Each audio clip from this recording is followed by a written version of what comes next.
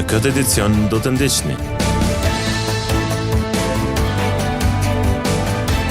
Intelektualit e shoqatës Jakova mbështesin nismën e doktor Abrashit për ndërtimin e një reparti onkologjik në Gjakovë.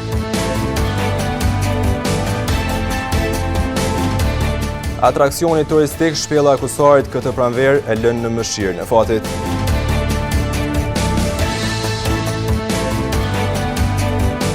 Vllaznimi paralajmëron arbitrazh sportiv pas vendimit të FBK-s.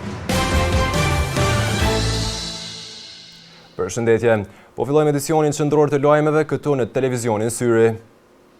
Shoqata e intelektualeve Jakova përmes një deklarate publike ka mbështetur një zëri nismën e rotarianëve në Gjakovë për themelimin e repartit onkologjik në Gjakovë. Profesori Rushdi Sefa tha se kjo nismë duhet të shikohet me shumë prioritet nga qeveria e Kosovës, sepse do të ndihmonte shumë pacientët e kësaj zone. Rotary Club Gjakova në bashkëpunim me doktorin Agron Abrashi janë duke punuar në nismën për ndërtimin e një qendre onkologjike në Gjakovë, i vlerësuar si një projekt jetik për trajtimin e pacientëve të rrafshit të Dugaxhinit dhe komunave tjera nga veriu i Shqipërisë. E këtë nismë kanë mbështetur një zëri edhe anëtarë të shoqatës së intelektualëve Jakova. Kryetari, profesor Rushdi Sefa, tha se të gjithë dikasterët në Ministrinë e Shëndetësisë, por edhe të tjerët, duhet të japin zë e zgjidhje këtij projekti dhe mos të nxjerrin probleme formale që do të vështirësonin realizimin e projektit. Normalisht që na mbështesim dhe kërkojmë me zot lart që dikasterët përkatëse, në këtë rast Ministria e Shëndetësisë, mos të nxjerrë probleme formale, protokollare, po t'i përvishit punës në realizimin e kësaj qendre onkologjike. Ju e dini, jeni dëshmitar të asaj që numri i të afektuarve është në rritje. Numri i pacientave me nevoja për qendrën e tij është në rritje. Dhe andaj çdo ditë është vonë. Pra atë edhe e kemi ngritë zonin nëpërmes rrjetave, nëpërmes kontakteve, që edhe ju, faleminderit për interesimin, po bëni punën e juaj dhe mbesim pranë atij qendri. Profesori Sefa gjithashtu tha se jo vetëm këtë nismë, por edhe nisma të tjera që janë në konform statusit të shoqatës, gjithmonë do të gjejnë mbështetje nga anëtarët tanë. Shoqata intelektualëve Jakova, konform misionit të saj, çdo nismë, çdo projekt, çdo vepër që është në përputhje me këtë mision të shoqatës, jo vetëm e mbështesim, po e sforcojmë me qëllim që të përfiton populli, komuniteti jonë. Kujtojmë se gjatë muajit mars edhe shoqata e onkologëve të Kosovës kishte shprehur shqetësimin e saj të thellë lidhur me situatën aktuale të shërbimeve onkologjike në vend, në një kohë kur numri i pacientëve me sëmundje malinje vazhdon të rritet nga viti në vit. Çmimet e konsumit në Kosovë kanë shënuar rritje të ndjeshme gjatë muajit mars, duke reflektuar një inflacion vjetor prej 6.7% krahasuar me të njëjtën periudhë të vitit të kaluar. Ndërkohë çmimet e produkteve ushqimore në tregun e gjelbër në Gjakovë, sot sipas tregtarëve, kanë shënuar një rënje të lehtë, mirëpo qytetarët prapa kamerës vazhdojnë të ankohen. Referuar Agjencisë së Statistikave të Kosovës, indeksi tërësishëm i harmonizuar i çmimeve të konsumit është më i lartë, në një mesatare prej 6.7% në muajin mars 2026, krahasuar me muajin mars 2025, ndërsa inflacioni mujor ishte 1.5% në muajin mars 2026. Ekipi ynë gjatë kësaj të hënë ka vizituar tregun e gjelbër në Gjakovë për të mësuar më shumë rreth çmimeve të produkteve që aktualisht po ofrohen nga tregtarët. Njëri prej tyre thot se ka rënje të disa artikujve bazik të pemeve dhe perimeve. Paltegjoni, speci kastraveci, stotria janë konë një gjys, dë gjys. Edhe fill gati thuja 100% në bon 5, 3 gjys me 2 gjys, 2. E tash ka rëmje pakash. Tutje tregtari Rexha shtoi se tashmë është koha kur tregu ofron pemë dhe perime edhe nga Shqipëria, prandaj çmimet janë pak më të favorshme, por gjithmonë duke ankuar se numri i blerësve është në rënje si rezultati i çmimeve. Për momentin ka pak rëmje tash, pra java, sa më thonë, në kohën më të nelt, në kohën më shtrejt shumë, tash pak se ka nisë dhe prodhime me dalë të Shqipnisë, e këto janë më lirë tash normal. Është ra pak se, po bënë, edhe shtajtia vi të veten.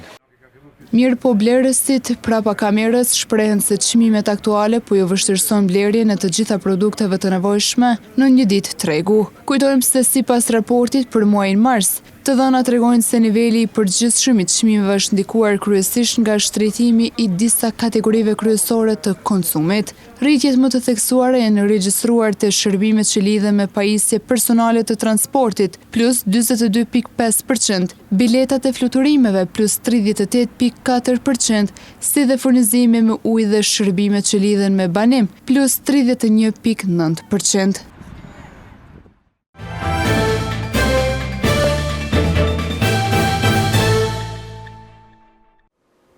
Gjatë vikendit të shkuar, një pjesë e lumit Ernek, saksisht zona e Guskës, u pastrua nga aktivistët e shoqatave mjedisore.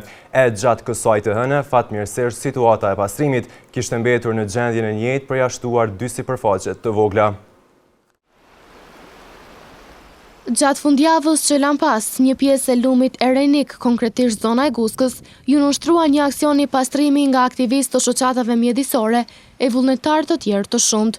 Ky aktivitet synonte largimin e mbeturinave dhe përmirësimin e gjendjes së ambientit përgjatë kësaj pjese të lumit. Sipas ekipit të televizionit Syri në terren këtë të hënë, situata e pastrimit kishte mbetur në gjendje të njëjtë sipas përfundimit të aksionit, çka tregon për një ndërgjegjësim në rritje të qytetarëve për ruajtjen e mjedisit.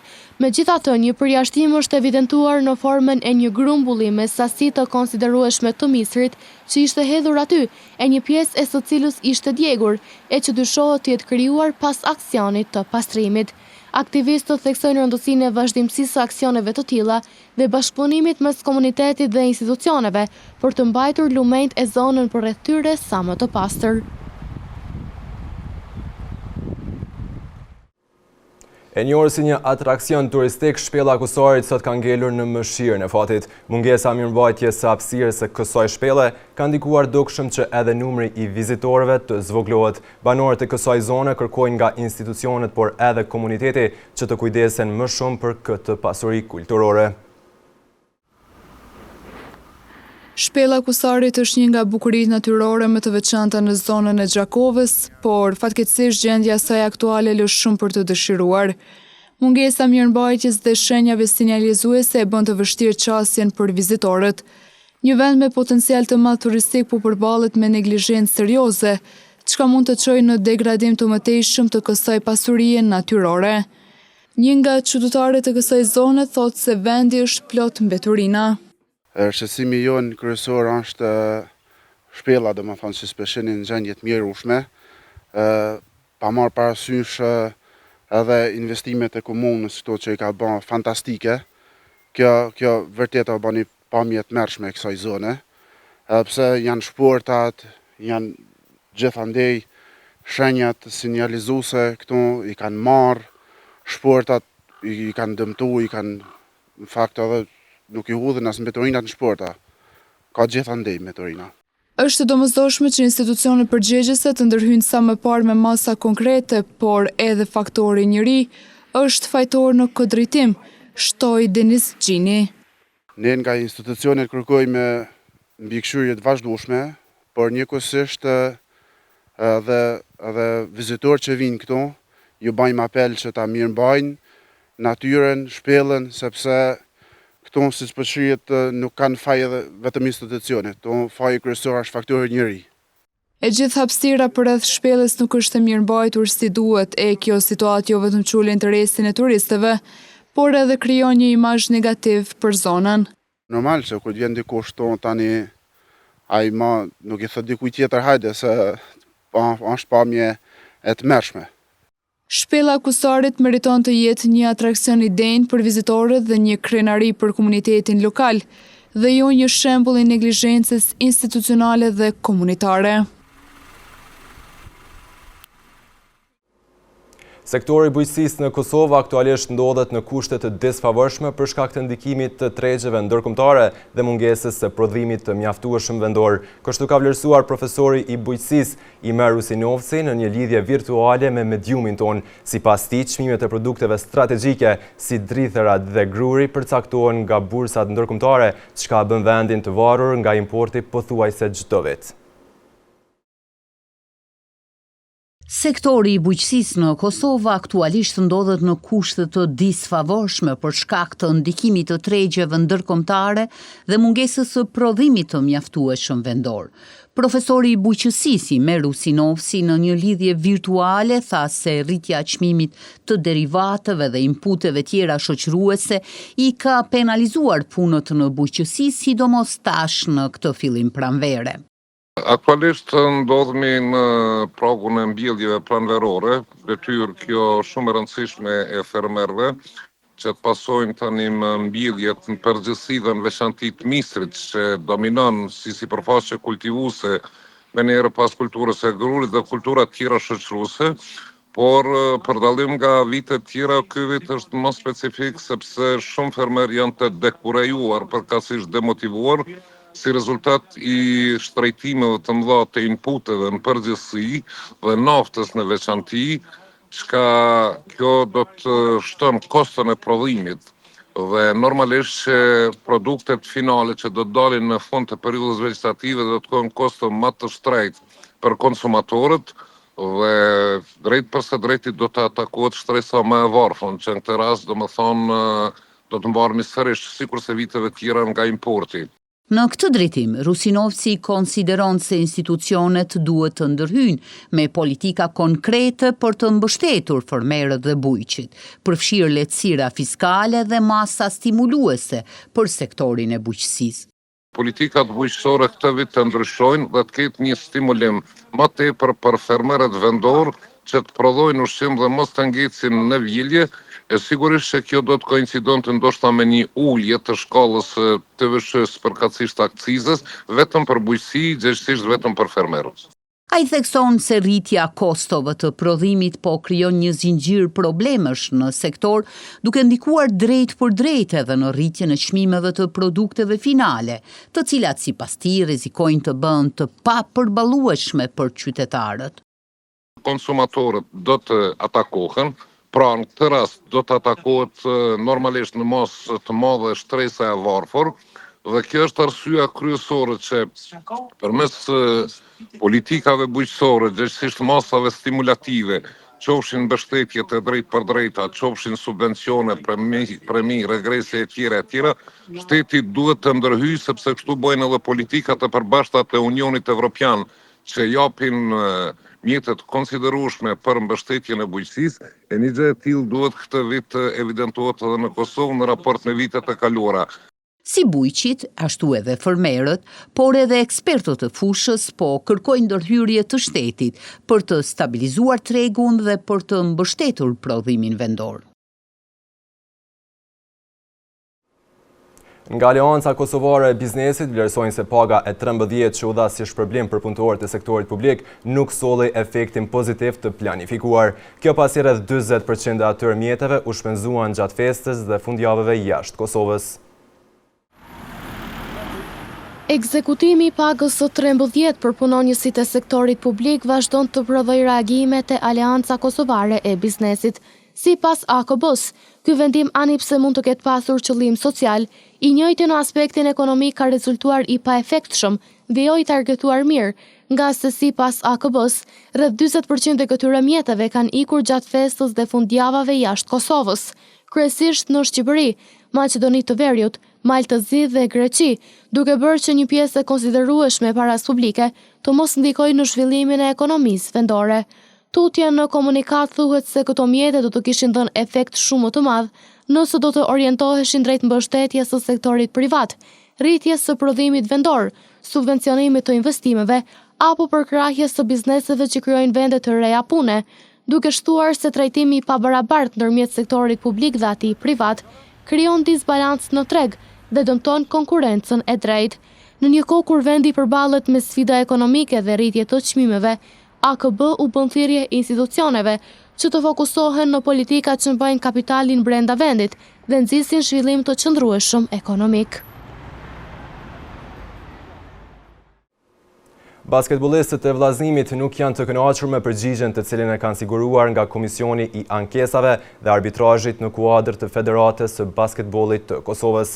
Si rezultat i kësaj përgjigjeje, basketbolistët do të vazhdojnë tutje me ankesa, ndërsa avokati Egzon Doli ka dhënë detaje shtesë në lidhje me këtë situatë. Ruth dhe Gordon. Klubit të basketbollit Vllaznimi i është refuzuar ankesa rreth renditjes tabelare në kuadër të Prokredit Superligës së Kosovës në basketboll. Sipas vendimit të Federatës, Komisioni i Garave ka konstatuar saktë renditjen tabelare në përputhje me kornizën ligjore të FBK-s. E me këtë vendim nuk është pajtuar klubi nga Gjakova, që përmes përfaqësuesit të tyre ligjor këtë çështje do ta dërgojnë nëse është nevoja edhe pranë Këshillit të Arbitrazhit Sportiv. Unë kam autorizim general nga klubi dhe është edhe në vullnetin e klubit që këtë procedurë ta ndjekim deri në fund, deri në Këshillin e Arbitrazhit Sportiv, po edhe nëse ka nevojë pranë gjykatës kompetente, për shkak se ne vlerësojmë që jemi në drejtën tonë. Doli po ashtu deklarua edhe rreth temës që klubi që ai mbron është duke sulmuar ndonjë skuadër apo individ të ndonjëri nga klubet e basketbollit të Kosovës. Ankesat dhe kundërshtimet tona nuk kanë bëjnë në drejtim të asnjë individi apo ndonjë klubi të Superligës së Basketbollit të Kosovës. Thjesht ajo çka po kërkojmë është të vendoset ligjshmëria në rastin e klubit të basketbollit Vllaznimi dhe si e tillë besoj fuqishëm se do të triumfojmë në fund. Vllaznimi në ndeshjen e fundit e mposhti klubin e PS me rezultat 88 me 82. Gjakovarët mbyllën sezonin në vendin e fundit duke shënuar fitoren në 10 në 28 ndeshje. Përfundon ndeshja, Vllaznimi e merr fitoren. Në vazhdim të ndjekim parashikimin e motit për ditët në vijim.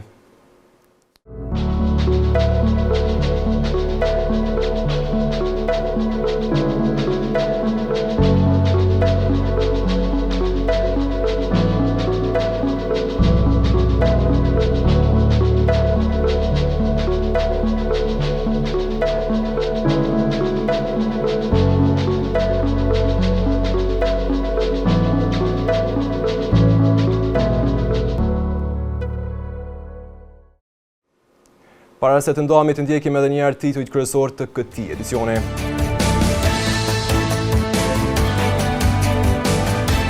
Intelektualet e shoqatës Gjakova mbështesin nismën e doktor Abrashit për ndërtimin e një reparti onkologjik në Gjakovë.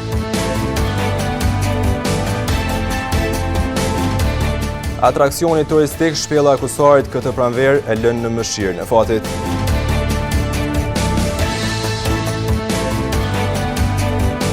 Vllaznimi paralajmëron arbitrazh sportiv pas vendimit të FBK-s.